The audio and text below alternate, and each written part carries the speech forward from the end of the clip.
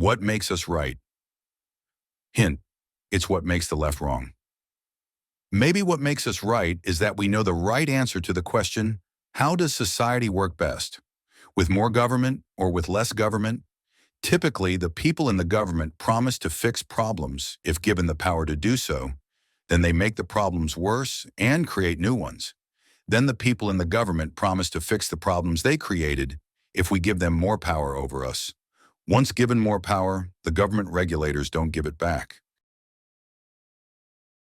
In Civil Disobedience, Thoreau said, "I heartily accept the motto that government is best which governs least, and I should like to see it acted up to more rapidly and systematically." The motto that Thoreau was referring to was stated by John O'Sullivan in United States Magazine and Democratic Review in 1837. Quote, "It is under the word government that the subtle danger lurks, understood as a central consolidated power, managing and directing the various general interests of the society. All government is evil and the parent of evil."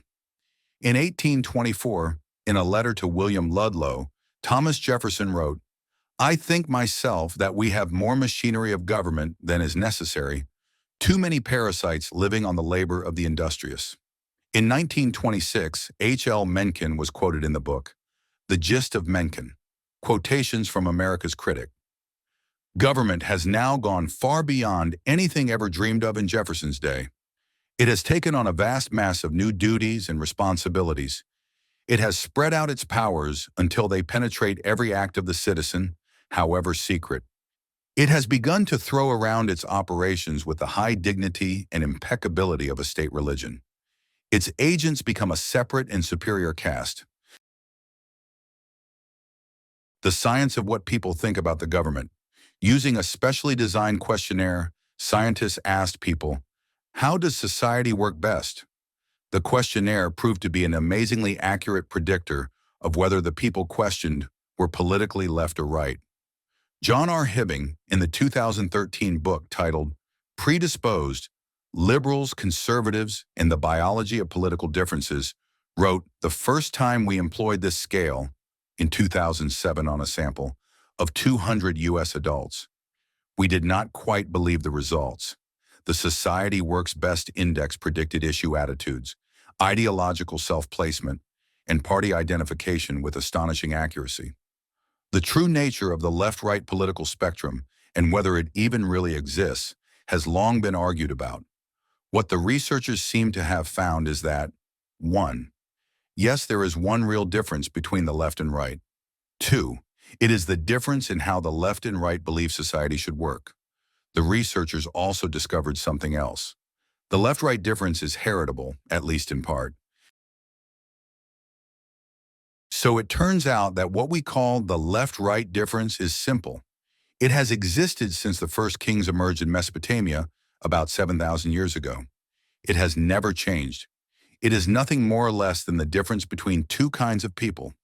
One kind, let us call them the leftists, believe that society works best when the government has more control of the people. The other kind of people, the right, believe the opposite. Society works best when the people have more freedom. Can it really be that simple?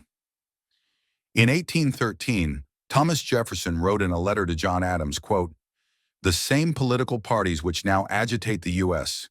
have existed through all time, as they now schismatize every people whose minds and mouths are not shut up by the gag of a despot. And in fact, the terms of Whig and Tory belong to natural as well as to civil history. They denote the temper and constitution of mind of different individuals."